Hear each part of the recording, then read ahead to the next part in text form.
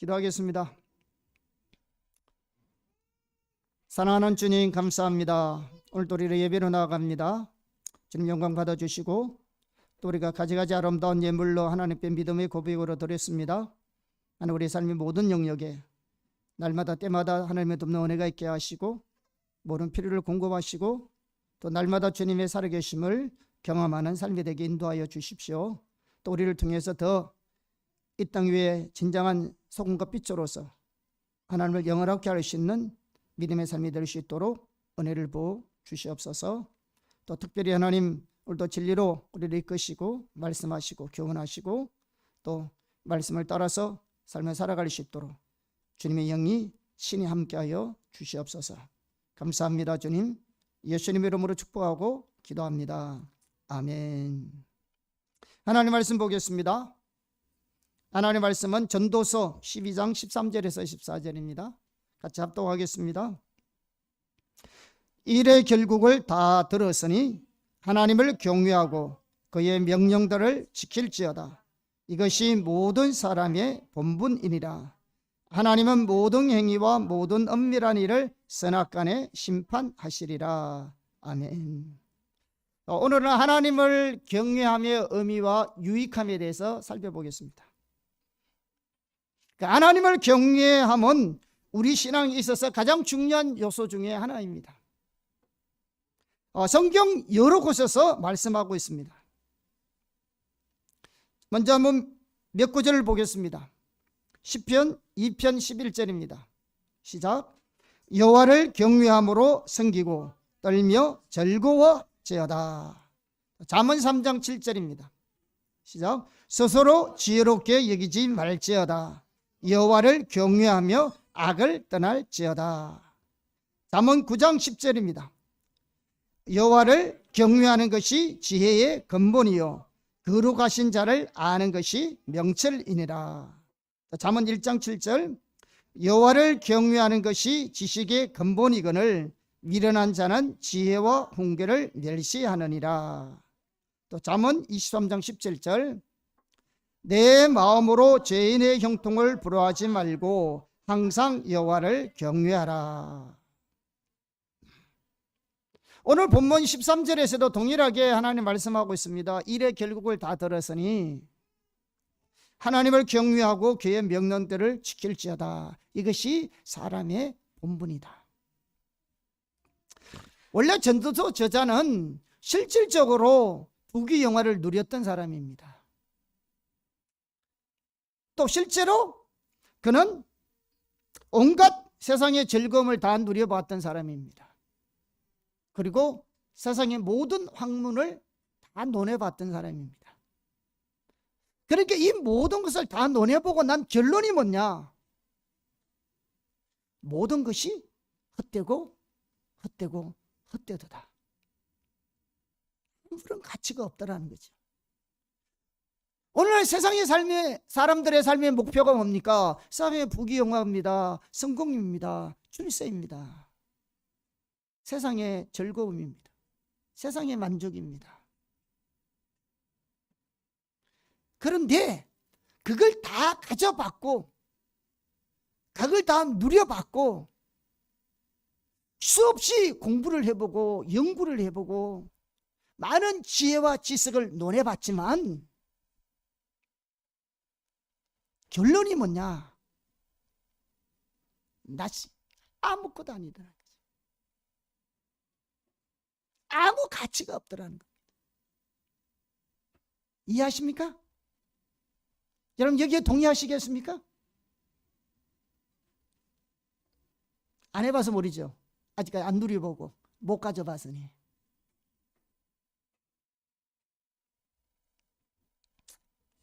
그런데 모든 것이 헛되고 헛되다고 말하면서 뭐라고 말하냐면 하나님을 경외하고 아멘. 하나님의 말씀에 순종하는 것이 인생에 있어서 가장 중요한 것이더라.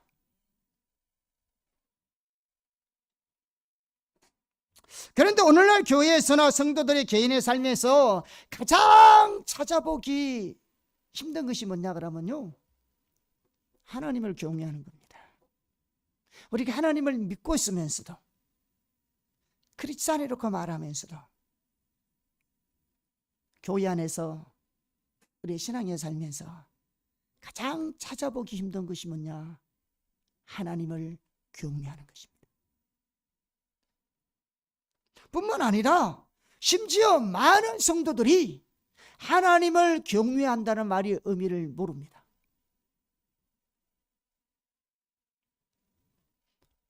몰라요. 그래서 오늘은 하나님을 경외한다는 말의 의미가 무엇이며 그 유익함이 무엇인지에 대해서 살펴보도록 하겠습니다. 첫째, 하나님의 경외함의 의미.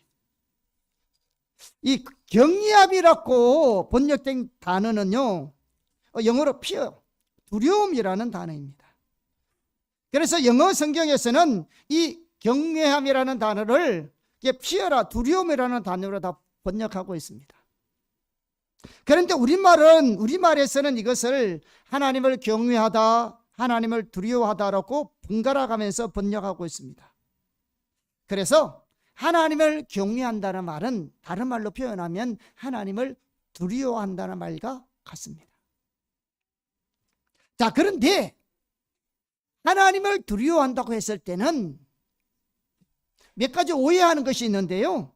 우선 하나님을 두려워한다는 것은 사람을 두려워하는 것을 말하는 것이 아닙니다. 하나님을 두려워하는 것과 사람을 두려워하는 것은 서로 상반되기 때문에 하나님을 두려워하려면 반드시 사람을 두려워하지 말아야 합니다.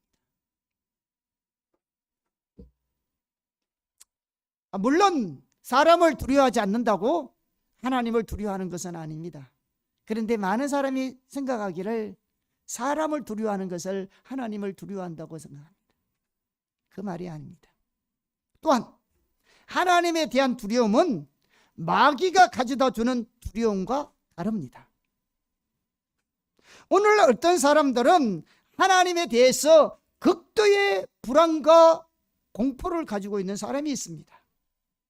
그들은 하나님을 마치 심판의 금을 들고 당장이라도 잘못을 하면 자기를 심판하시고 내려치려고 하시는 냉엄하고도 무서운 분으로 생각하고 있습니다.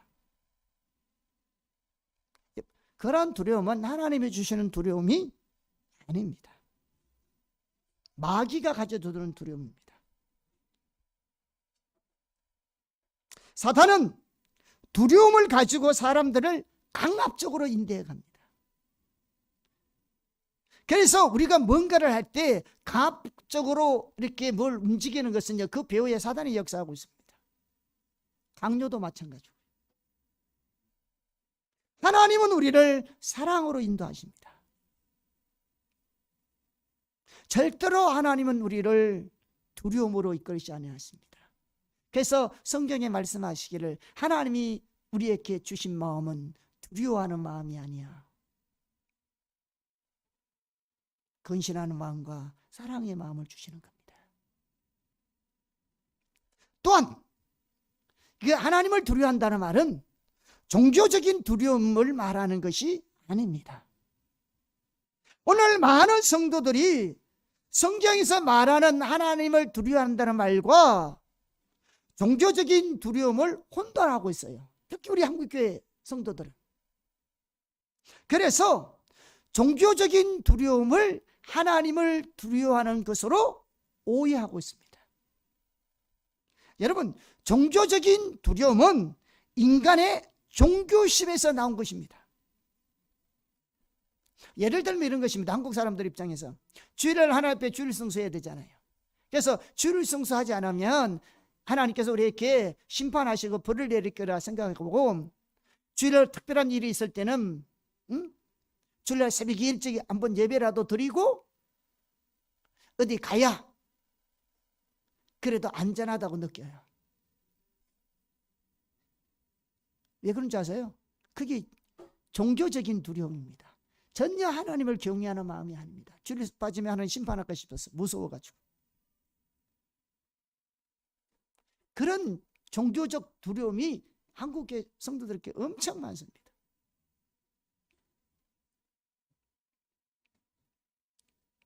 성경에서 말하는 두려움이 전혀 아닙니다. 그러면 성경에서 말하는 하나님을 두려워한다는 말이 무슨 말이냐? 두 가지 의미가 있습니다. 하나님을 경외한다, 하나님을 두려워한다는 말은 무슨 말이냐?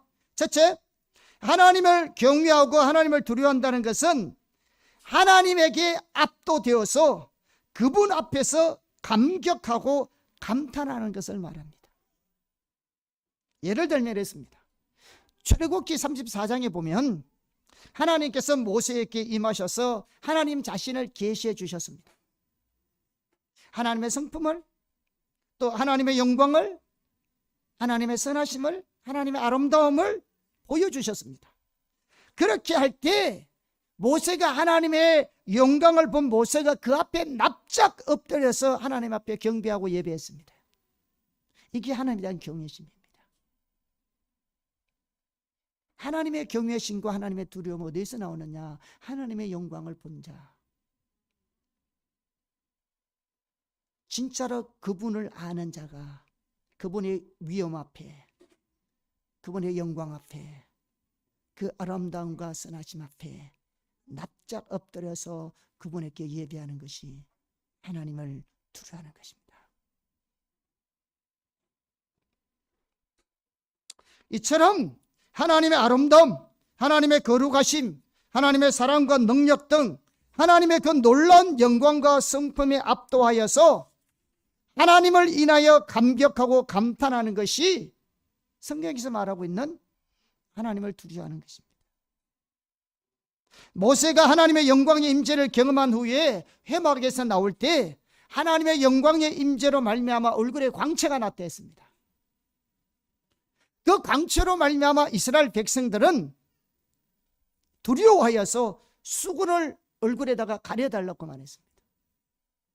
그만큼 하나님의 영광의 광채가 우리를 압도하는 것입니다. 그래서 하나님의 영광을, 그 임재 앞에 그 하나님을 경험한 자가 하나님을 경외할 수 있어요. 둘째는, 하나님을 두려워한다는 것은 영광의 하나님이 내게 너무 소중하기 때문에 하나님께서 기뻐하시는 것을 행하기를 열정적으로 사모하는 것이고요, 하나님께 가까이 하는데 방해되는 모든 것들을 우리의 삶에서 버리기를 열정적으로 사모하는 것을 말합니다. 이게 하나님을 경외하는 거예요. 누가 하나님을 기쁘시게 하려고 하는지 아세요? 하나님을 두려워하는 자가 하는 것입니다. 하나님께 가까이 나아가게 하는 것들을 방해하는 모든 요소를 버리려고 하는 사람이 누군지 아세요? 진짜로 하나님을 경외하는 사람입니다. 왜냐하면 하나님보다도 소중한 분이 없기 때문에 그렇습니다. 우리 하나님은 놀라운 영광의 하나님이십니다. 그러므로 우리가 이러한 하나님을 알게 될 때 그분은 우리에게 무엇보다도 소중한 분이 됩니다. 마치 모세가 그랬던 것처럼 무엇보다도 그분과 함께 길을 열망하게 됩니다. 따라서 우리는 그분을 기쁘게 하는 일들을 행하기를 열망하고 되고요, 반대로 그분과의 사이를 가로막는 모든 것은 무엇이든지 열정적으로 버리기를 원합니다. 이게 하나님을 경외하는 겁니다. 잠언 8장 3절을 한번 보겠습니다. 13절, 잠언 8장 13절 시작. 여호와를 경외하는 것은 악을 미워하는 것이라. 나는 교만과 거만과 악한 행실과 패역한 일을 미워하느니라.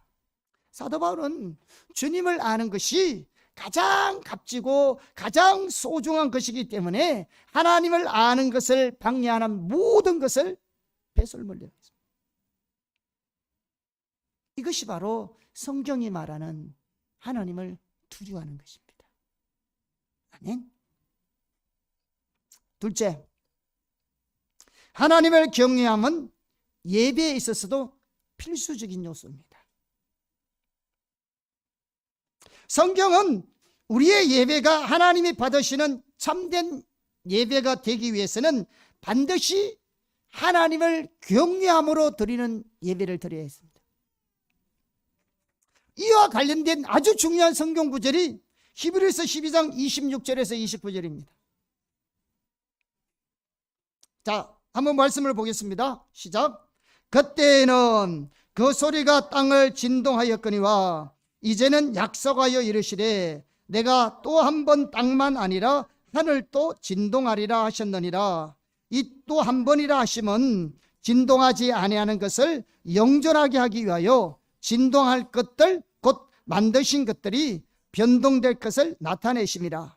그러므로 우리가 흔들리지 않는 나라를 받았은저 은혜를 받자. 이로 말미암아 경건함과 두려움으로 하나님을 기쁘시게 섬길지니 우리 하나님은 소멸하는 불이심이라. 아멘. 우선 이 본문의 말씀은 예수님께서 재림하실 때에 우주의 대변력과 최후 심판에 대한 말씀을 하고 있습니다. 세상 마지막 때는 이 우주 하늘과 땅의 모든 천체가 없어지는 거예요.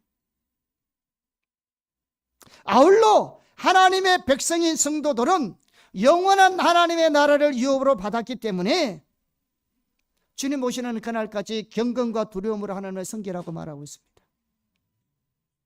근데 여기 27절에 진동하지 아니하는 것, 또 28절에 흔들리지 않는 나라는 하나님의 나라를 말합니다. 하나님의 주권적인 통치를 말합니다. 그리고 28절에서 이 섬기다는 말은 유대인들이 공적인 예배를 드리는 것을 말합니다. 그리고 경건함과 두려움이라는 말은 하나님을 경외함을 가리킵니다. 다시 말하면 오늘날 하나님의 백성들은 흔들리지 아니하는 하나님의 나라를 받고 있으므로 마지막 때에 우주 만물이 다 없어질다 할지라도 우리는 하나님의 백성들은 흔들리지 아니하는 하나님의 나라를 받았으므로 우리는 하나님의 은혜로 설 뿐만 아니라 하나님을 경외함으로 예배해야 한다는 거죠. 마지막 때에 살아가는 우리의 신앙의 자세의 한 핵심이 뭐냐? 하나님을 경외함으로 예배해야 한다.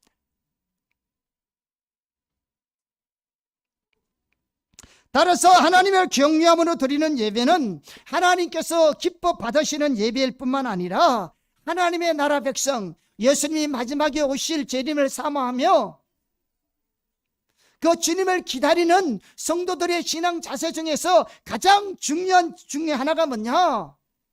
하나님의 백성들은 반드시 하나님을 경외함으로 예배해야 합니다.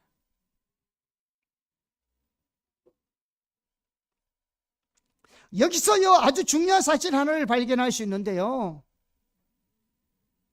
하나님을 경외하며 드리는 예배가 하나님의 부흥과도 관련이 있습니다.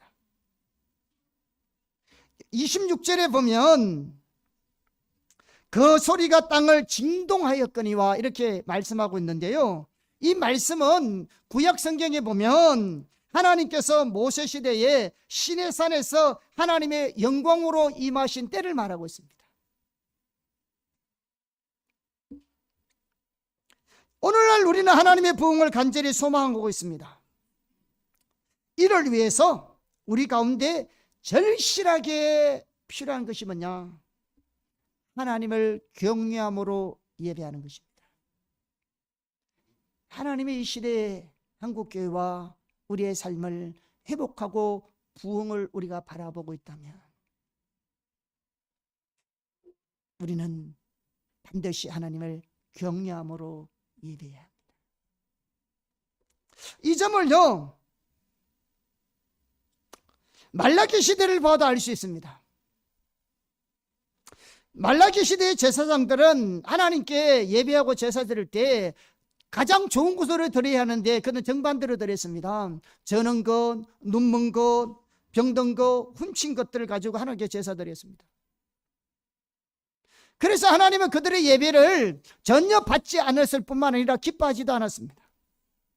심지어 하나님께서는 누가 성전문을 닫아버리면 좋겠다 이렇게 말씀했습니다. 자, 우리가 이런 구절을 읽고 이런 구절을 들을 때 어떻게 생각하냐면 저 타락한 인간들, 성경에는 그런 제물을 드리지 못하도록 되어 있는데 어떻게 그런 짐승을 가지고 하나님 앞에 제사 지낼 수 있느냐? 그렇게 하면서도 저들이 하나님을 멸시한다고 알지 못했냐? 그런 생각할 수 있습니다. 그런데요, 말라기 시대의 제사장들의 가장 근본적인 문제는 그들이 드린 재물의 종류가 문제가 아닙니다. 근본적인 문제는 당연하게 누문 거, 저는 거, 병든 거, 훔친 거 드렸어요. 단순하게 하나님이 말씀하신 것과는 전혀 위배되는 거죠. 그런데 그들의 근본적인 문제는 그런 재물의 종류가 문제가 아니라고요. 그들의 가장 근본적인 문제는 뭐냐? 그들 속에 하나님의 경외함이 없었어요.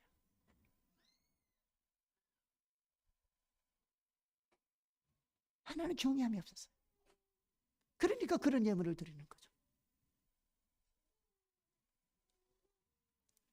자, 그런데 그들은 하나님을 어떻게 부른 줄 아세요?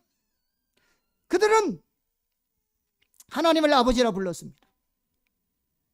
그들은 그렇게 하면서도 하나님을 주님이라 불렀습니다.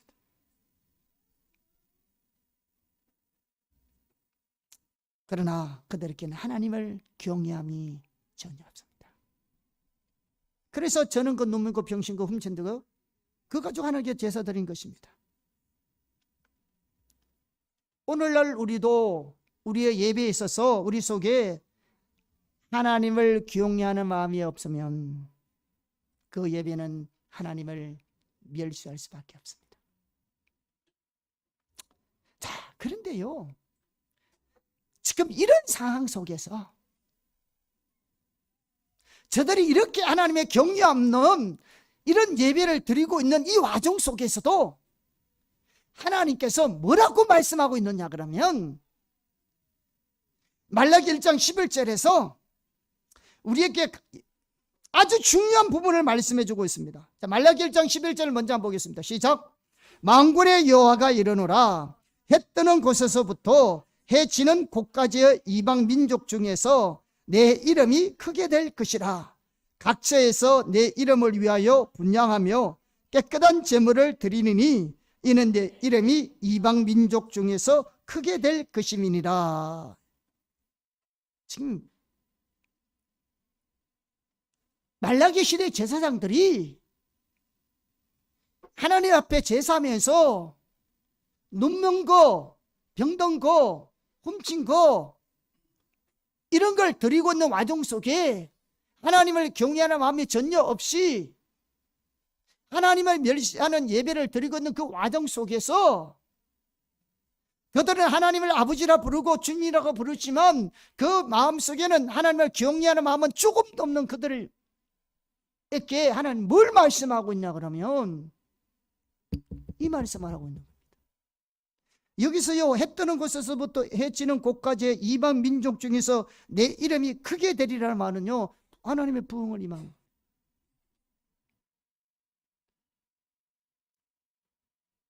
여러분, 이 같은 내용은 이 말씀이요, 같은 의미를 담고 있는 이사야 59장 19절과 대조해 보면요, 이 사실을 더 명확하게 알 수 있습니다.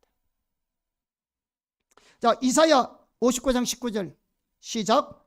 서쪽에서 여호와의 이름을 두려워하겠고 해 돋는 쪽에서 그의 영광을 두려워할 것은 여호와께서 그 기운에 몰려 급히 흐르는 강물같이 오실 것임이니라.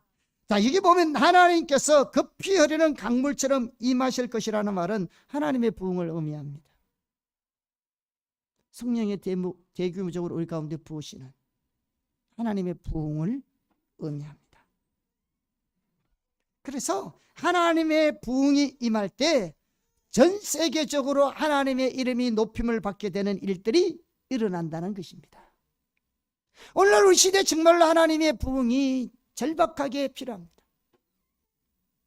따라서요, 이 구절이 뭘 우리에게 말씀해 주고 있냐 그러면 하나님께서 이 땅 위에 부흥을 보내시는 목적이 뭐냐? 하나님이 이 땅에 부흥을 보내시는 목적이 뭐냐? 그 이유 중에 하나가 참다운 예배를 받기 위함입니다. 예배가 얼마나 중요한지 아세요? 하나님이 이 땅 위에 이 타락한 시대에, 하나님을 떠난 시대에, 하나님의 이름이 모독을 받고 멸시받는 이 시대에 에도 불구하고 하나님께서 이 땅 가운데 부흥을 보내시기를 원하시는 이유가 뭐냐? 하나님을 경외하는 자들을 통한 예배를 받기 위해서 그렇습니다.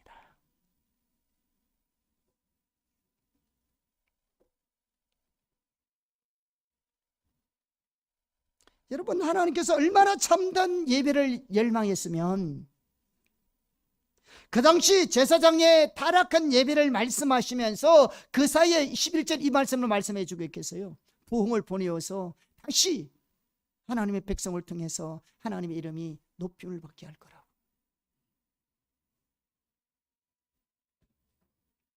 그러므로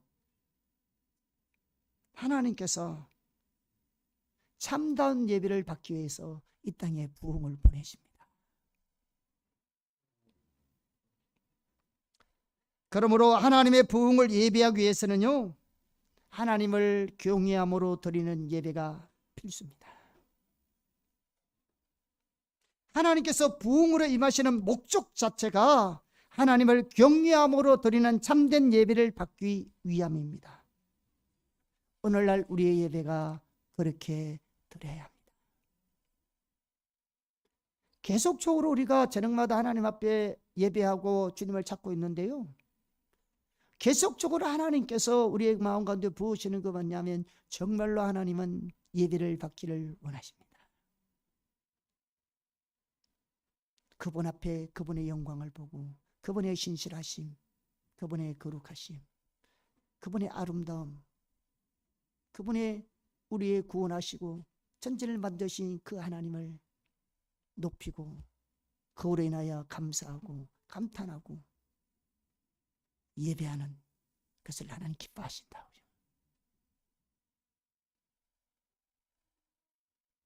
여기서 한 가지 더 살펴볼 것은요, 하나님을 경외함이 없는 예배는 하나님의 심판이 있습니다. 아까 우리 히브리서 12장에 보면 하나님을 경외함으로 예배하라고 말씀하시면서 그렇게 하라고 한 이유가 뭐냐고 하면 29절에 보면 하나님은 소멸하는 불이라고 이렇게 말씀하죠. 우선 히브리에서 불은 하나님의 심판을 의미합니다. 그리고 이 구절은 신명기 4장 24절을 인용한 구절입니다. 히브리서 12장 29절의 말씀은 신명기 4장 24절을 인용한 구절입니다. 신명기 4장 24절은요, 하나님께서 하나님의 백성들에게 우상을 섬기지 말라고 말씀하시면서 너희가 계속적으로 우상을 심판하면 질투의 하나님께서 하나님의 그 질투로 그들을 심판하실 것이라고 말씀하면서 이 구절을 말한 겁니다. 그러므로요, 하나님을 경외함이 없는 예배는 하나님께서 심판하는 것은 당연합니다.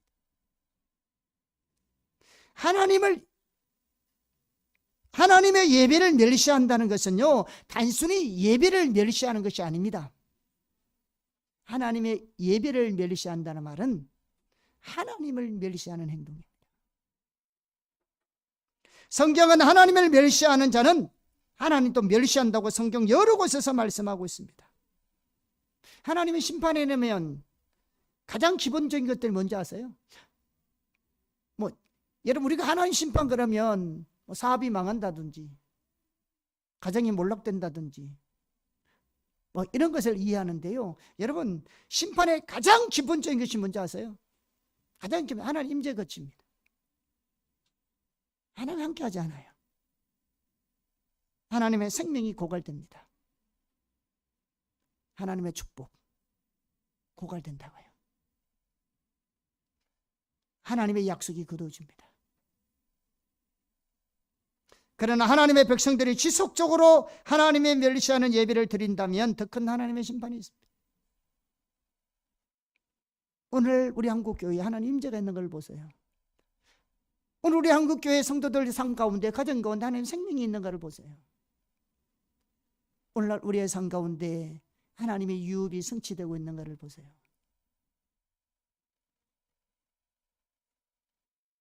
없다면 그게 하나님의 심판이에요. 그게 하나님의 심판이에요. 교회 가운데, 우리 삶 가운데 하나님의 임재가 없다면, 하나님의 생명이 흐르지 않는다면, 하나님의 유업과 약속이 성취되고 있지 않다면 우리는 이미 하나님의 심판 가운데 있는 겁니다.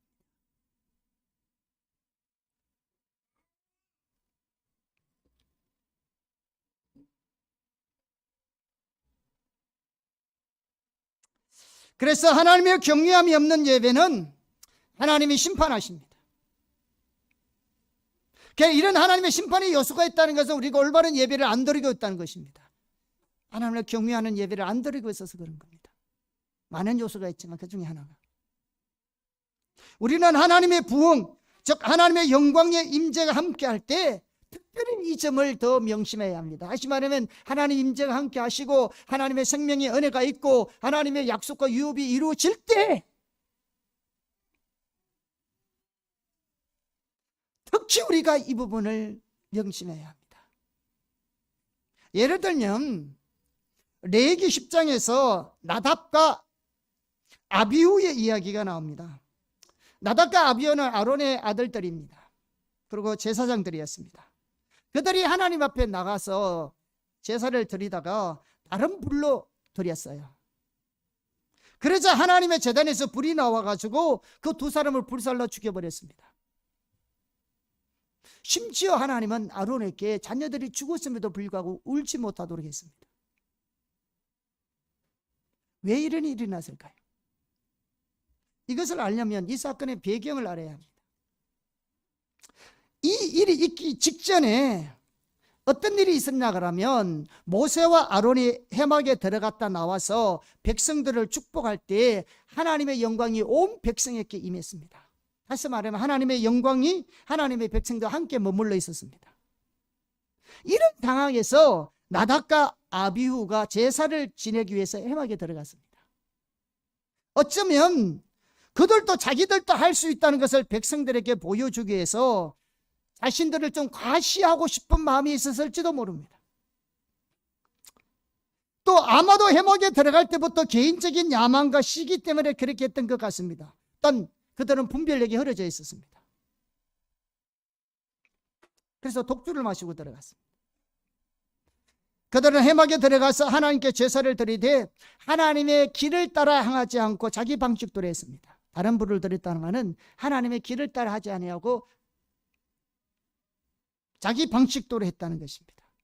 그들은 하나님 앞에서 거룩한 것을 함부로 대했습니다. 하나님의 기름 부음, 하나님께 드리는 예배 등 성스러운 것들을 함부로 대하는 것은 심각한 죄입니다. 그러자 하나님께서 불을 내어서 그들을 불살랐습니다. 그러면서 하나님이 무슨 말씀을 하셨냐 그러면 나는 나를 가까이 하는 중에서 내 거룩함을 나타내겠고 온 백성 앞에서 내 영광을 나타내주라. 이렇게 말씀하시면서 10절에 또 하나님께 가까이 하는 자들은 반드시 거룩하고 속된 것을 분별하며 부정하고 정한 것을 분별하여야 된다고 말씀하고 있습니다. 자, 이것을 보면 뭘 알 수 있냐 그러면요, 하나님의 영광의 임재가 함께하면 할수록 하나님을 경외함으로 예배하는 것이 그만큼 중요합니다. 여러분, 보통 때는 용납되는 행위도요, 하나님의 영광이 그곳에 함께할 때는요 용납되지 않을 때가 너무 많습니다. 그래서 하나님께서 영광으로 우리 가운데 임하셔서 함께 하실수록 하나님을 경외함으로 예배하는 것이 너무 중요합니다. 왜냐하면 하나님의 영광이 함께 할수록 하나님의 기준이 높아져요. 이 점이 바로 히브리서 10장에서 말하고 있는, 히브리서 12장의 말씀이 바로 이 말씀입니다. 하나님의 영광이 함께하면 할수록, 하나님의 은혜가 우리와 함께하면 하실수록 하나님의 기준은 더 높아집니다. 다시 말하면 하나님께 가까이 가면 갈수록, 더 가까이 가면 갈수록 하나님의 기준은 더 높아집니다.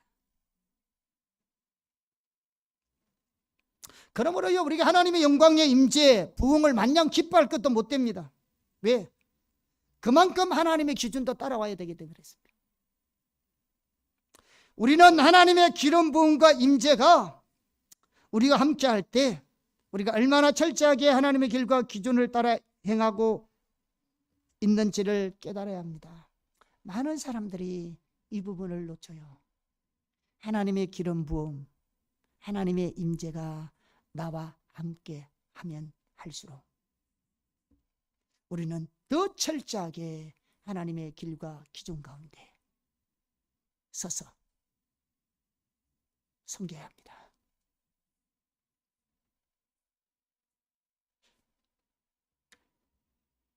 하나님이 함께 할수록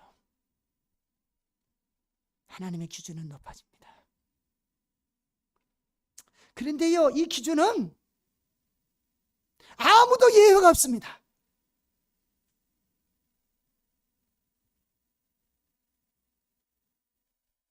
하나님 앞에서는 어느 누구도 예외가 없습니다. 모세를 보세요. 모세는 참으로 하나님 앞에서 충성스러운 사람이었습니다. 그런데 한 번은 하나님께서 모세에게 반석에게 명령하여서 물을 내라고 말씀한 적이 있어요. 그런데 이스라엘 백성들이 강팍하여 또 그들이 불순종하고 원망하고 불통하다 보니까 모세도 화가 나가지고 하나님께서 반석에다가 명령하여 물을 내라는 것을 반석을 2번 탁 쳤어요. 그랬더니 물은 나와서 먹기는 먹었지만 하나님은 모세가 백성들 앞에서 하나님의 거룩함을 드러내지 않았다 해서 가나안 땅에 못 들어갔습니다. 단 한 번의 실수. 단 한 번의 실수. 그러면서 하나님은 나답과 아비후가 죽었을 때 하셨던 말씀과 똑같은 말씀을 모세를 통해서 아론에게 하셨던 말씀과 똑같은 말씀을 모세에게도 동일하게 했습니다. 민수기 20장 12절입니다. 같이 읽어볼까요? 시작. 여호와께서 모세와 아론에게 이르시되 너희가 나를 믿지 아니하고 이스라엘 자손의 목전에서 내 거룩함을 나타내지 아니한 고로 너희는 이 회중을 내가 그들에게 준 땅으로 인도하여 드리지 못하리라 하시니라. 이거 보이십니까? 하나님은 신실하지 못했던 나답과 아비후에게 하신 말씀이나 신실한 하나님의 종 모세에게 하신 것이나 하나님의 기준이 동일하던가 아십니까? 하나님 앞에서는 아무도 예외가 없습니다. 불량자 같은 나답과 아비후가 그들을 심판하는 하나님의 기준이나 신실하게 섬겼던 모세에게 하나님이 들이대는 기준이나 똑같은 것입니다. 똑같은 것입니다. 이거 보셔야 합니다. 하나님 앞에서는 어느 누구도 예외가 없습니다. 도리어 하나님의 임재가 함께하면 할수록 하나님께 가까이 가서 섬기면 섬길수록 더 높은 기준이 요구됩니다. 왜? 성도나 목사나 똑같은 사람인데 똑같은 행동을 하고 있더라도 왜 성도보다는 목회자들에게 우리가 비판하고 판단합니까? 하나님께 더 가까이 섬기는 자는 더 높은 기준이 요구 때문에 그렇습니다. 왜 성경에 집사와 감독의 기준을 두었습니까? 하나님께 가까이 가서 섬기면 섬길수록 더 높은 기준이 필요한 것입니다.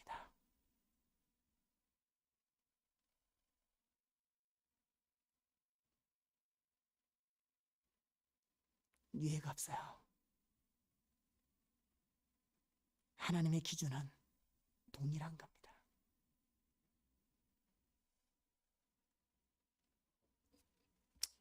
아멘. 그러므로 경외함으로 드리는 예배가 중요합니다.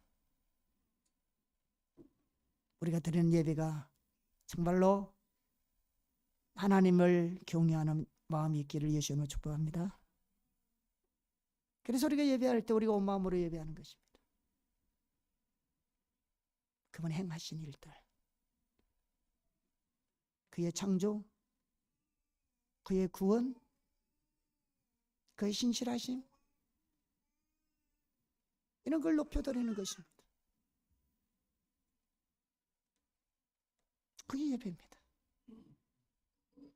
우리가 더 예배가 하나님 앞에 하나님을 경외함으로 드리는 예배가 되기를 예수님으로 축복합니다. 우리의 삶과 신앙 위에, 우리 교회와 여러분의 삶 위에 하나님의 경외함이 더 부어지기를 예수님으로 축복합니다. 셋째, 하나님을 찾는 자에게 경외함을 부어주십니다. 이 경외함이 하나님이 우리에게 부어주셔야 돼요. 할렐루야. 잠언 2장 4절에서 5절입니다. 같이 한번 말씀 보겠습니다. 시작. 은을 구하는 것 같이 그것을 구하며 감추어진 보배를 찾는 것 같이 그것을 찾으면 여호와 경외하기를 깨달으며 하나님을 알게 되리니. 잠언에 나오는 지혜는 단순한 삶의 지혜를 말하는 것이 아닙니다. 여기서 나오는 지혜는 하나님의 지혜가 되시는 예수님을 나타냅니다.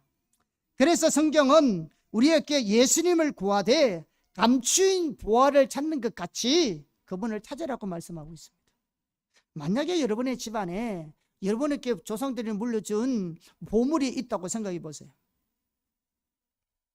여러분 어떻게 하겠습니까? 아마 밤잠도 자지 아니하고 그 보화를 찾기 위해서 온갖 노력을 다할 것입니다. 집안을 다 뒤지고요. 모든 생각은 오로지 이 보물이 어디 있을까? 이거 어디 있을까? 어디 놨을까? 우리 할아버지가 우리 부모님들이 어디다가 이걸 숨겨놨을까? 아마 여러분의 모든 생각은 아마 그 길로 가득할 것입니다. 그리고 그 보물을 찾을 때까지 결단코 포기하지 않을 겁니다. 성경은 바로 그러한 자세로 열심히 주님을 찾고 구하라는 것입니다. 그렇게 하면 하나님께서 여러분에게 하나님을 경외한다는 것이 뭔지 알게 해주신다는 겁니다. 경외함은, 하나님 경외심은 하나님을 찾는 자에게 주십니다. 부지런히 주님을 찾기를 바랍니다.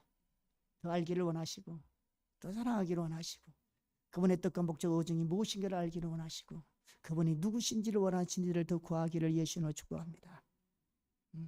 이렇게 하나님을 간절히 사모하고 찾으면 반드시 하나님 우리에게 경외함을 부어주십니다.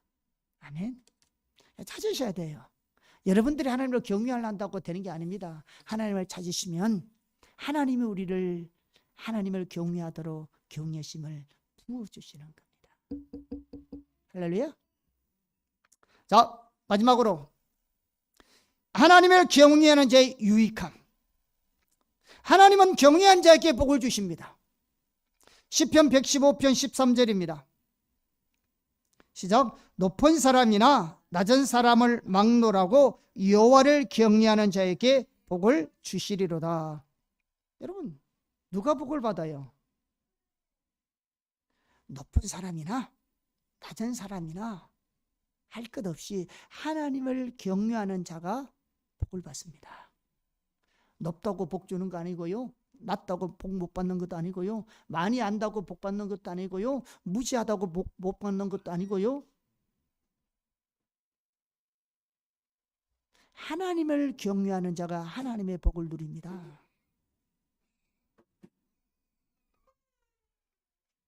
성경이 하나님을 경외한 자를 위해서 너무나 놀라운 하나님의 축복들을 약속하고 계십니다. 이 한 가지만 보더라도 하나님께서 하나님을 경외하는 자에게 수많은 복을 약속하시는 이거 한 가지만 보더라도 하나님께서 하나님을 두려워하는 자, 하나님을 경외하는 자를 얼마나 기뻐하는지 알 수 있는 겁니다. 실로 하나님을 경외하게 되면요, 본인도 모르는 사이에요, 엄청난 은혜를 경험하며 살게 마련입니다. 여러분, 자기도 모르는 사이에. 이게 실제입니다. 자, 몇 가지만 살펴보겠습니다. 자, 하나님을 경외하는 자는 우리를 하나님을 아는 지식으로 인도합니다. 자, 잠언 2장 4절에서 5절 읽어보겠습니다. 시작. 은을 구하는 것 같이 그것을 구하며 감추어진 보배를 찾는 것 같이 그것을 찾으면 여호와 경외하기를 깨달으며 하나님을 알게 되리니. 우리가 하나님을 찾으면 하나님을 경외하는 것을 깨닫게 되고 하나님을 더 알게 된다 했습니다. 할렐루야. 두 번째, 경외함을 주시는 유익함은요, 죄를 이기는 힘을 주십니다. 하나님은 하나님을 경외한 자에게 죄를 이기는 힘을 주십니다. 출애굽기 20장 20절입니다. 시작. 모세가 백성에게 이르되 두려워 말라. 하나님이 강림하시면 너희를 시험하시고 너희로 경외하여 범죄치 않게 하려 하심이니라. 모세가 백성에게 이르되 두려워하지 말라. 여기를 봐도요, 우리는 하나님을 두려워하는 것은 하나님을 무서워하는 것이 아님을 알 수 있습니다. 하나님을 경외하면요, 우리에게 죄를 이길 수 있는 힘을 주십니다. 우리는 유혹에 빠지지 않거나 죄를 짓지 않기 위해서 최선을 다해야 합니다. 성경은 죄와 싸우되 피 흘리기까지 싸우라고 말씀하고 있습니다. 그러나 우리가 잘 알고 경험한 바와 같이 우리 힘으로는 부족합니다. 아무리 노력해도 안 돼요. 그래서 우리가 죄를 짓지 않기 위해서 단한 각오가 결심이 필요하지만 얼마 못 돼요. 똑같은 죄를 짓고 우리 후회하고 낙심하는 경우가 많이 있습니다. 그러나 우리가 하나님에 대한 경외함이 있으면 그것은 우리에게 죄를 이길 수 있는 힘과 능력을 부여받게 되어 있습니다. 왜냐하면 하나님을 경외함이 우리 가운데 있을 때에, 지난번에 얘기했죠, 하나님이 우리가 가장 소중한 분이기 때문에 우리는 우리를 그러한 하나님과 하나님 임재로부터 갈라놓으려는 어떠한 유혹도 단호하게 우리가 놓으라고 말할 수 있는 겁니다. 왜? 하나님 그분이, 하나님의 임재가 우리에게 너무나 소중하기 때문에. 셋째, 하나님을 경외한 자에게 약속이 주어집니다. 하나님은 하나님을 경외하는 자에게 하나님의 언약을 세우십니다. 하나님은 하나님의 영광 앞에서 하나님을 경외함으로 하나님을 경배하고 있는 모세를 향해서 다음과 같이 축복해 주었습니다. 출애굽기 3, 4장 10절입니다. 한번 보겠습니다.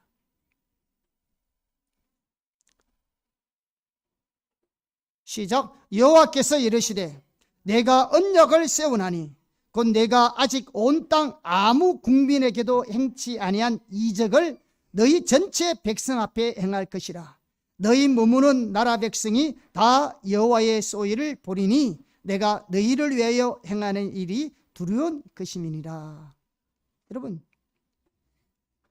하나님을 경외하는 자에게 주시는 축복을 보세요. 정말로 놀라운 것입니다. 뿐만 아니라 시편 103편 17절입니다. 시작. 여호와의 인자하심은 자기를 경외하는 자에게 영원부터 영원까지 이르며 그의 의는 자손의 자손에까지 이르리니. 아멘. 시편 111편 5절. 여호와께서 자기를 경외하는 자에게 양식을 주시며 그의 언약을 영원히 기억하시리로다. 아멘.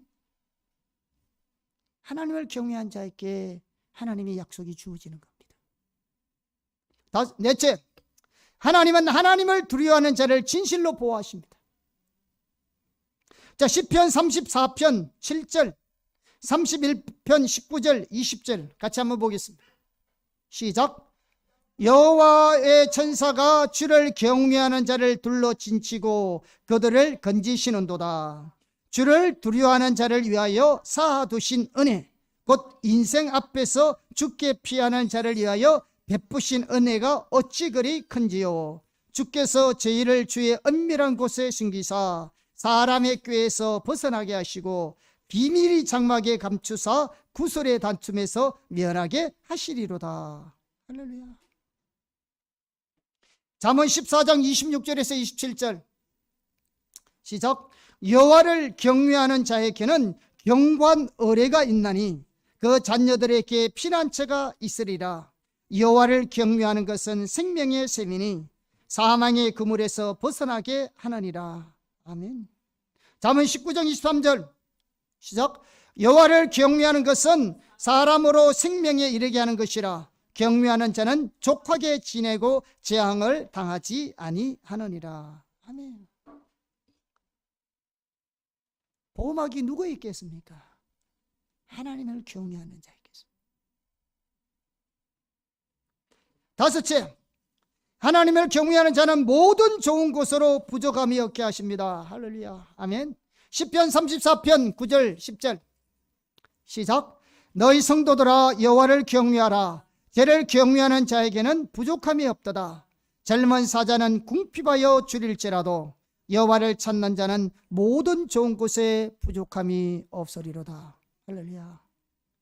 여러분, 동물의 사자는 동물의 사자가 아니고 동물의 왕은 사자잖아요. 보통 아무리 가뭄이 들고 열악한 환경일지라도 다른 동물들은 굶을 죽어간다 할지라도 젊은 사자는 먹을 것이 있을 겁니다. 그러나 본물처럼 젊은 사자가 궁핍하여 줄일 정도면 그 환경이 얼마나 열악하겠습니까? 그러면 다른 동물들은 두말할 것 없이 먹을 것 없겠죠. 그런 열악한 상황 속에서라도 하나님을 경외하는 자에게는 모든 좋은 것이 부족함이 없게 하신다. 하나님을 경외하는 자에게.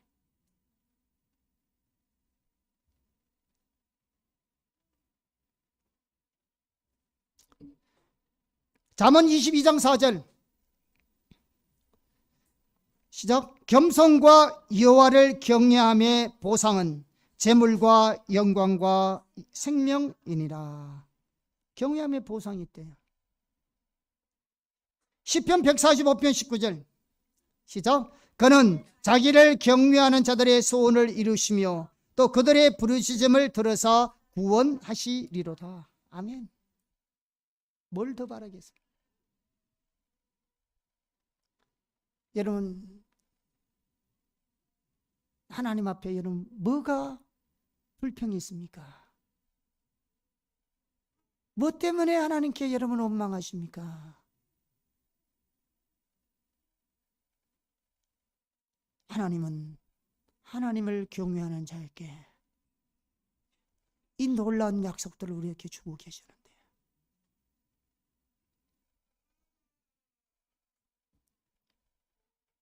여섯째, 하나님은 하나님을 경외한 자에게 치유의 광선을 바라십니다.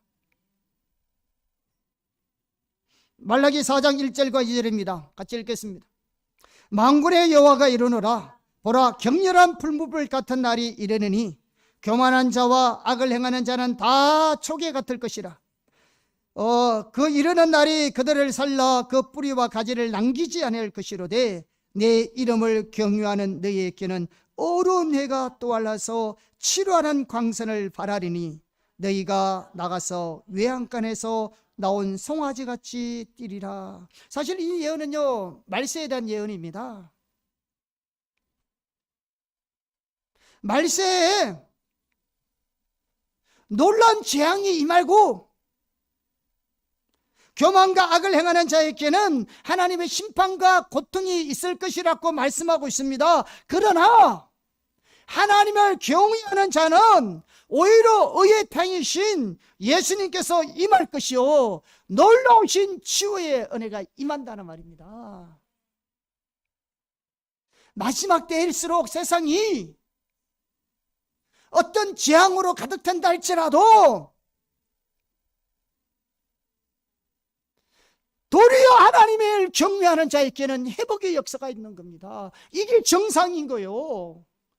같이 망하는 것이 아니고 같이 고통당하고 같이 무너지는 것이 아니라 하나님을 경외하는 자는 그 말세의 재앙 가운데, 고통 가운데 그들을 보호하실 뿐만 아니라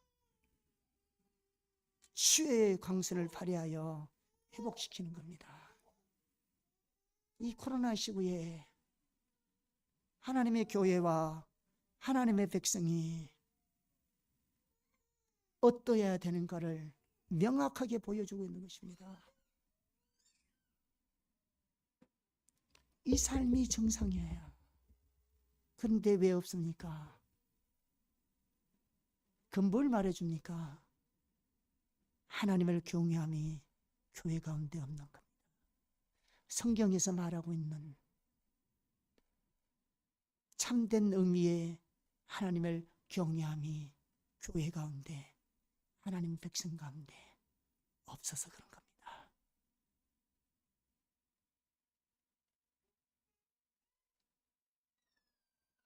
만약에 오늘 우리 한국교회가, 저와 여러분이 성경에서 말씀하고 있는 그 의미의 하나님을 경외하고 있다면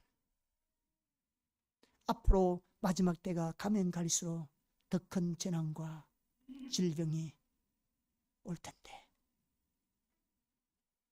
그들과 함께 고통당할 것이 아니라 하나님의 어려운 치유의 광선으로 그들은 패망하고 심판받고 고통 가운데 일지라도 하나님의 백성들만은, 하나님을 경외하는 무리들만은 의의 태양이신 예수님께서 임하셔서 놀라운 치유와 회복과 생명과 영광을 경험하며 사는 것이 정상인 겁니다.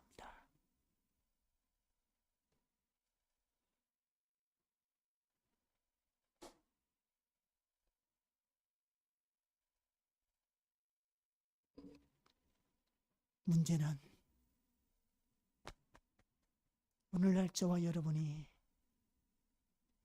우리 호산나 교회가 성경에서 말씀하고 계시는 그 의미의 경외함이 우리 가운데 있냐가 문제죠. 세상이 어려운 것이 문제가 아니에요.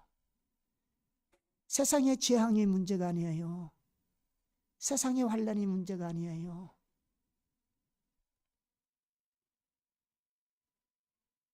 우리가 성경에서 말하고 있는 그 의미의 하나님을 경외하는 마음이 있냐는 거죠. 이게 문제예요.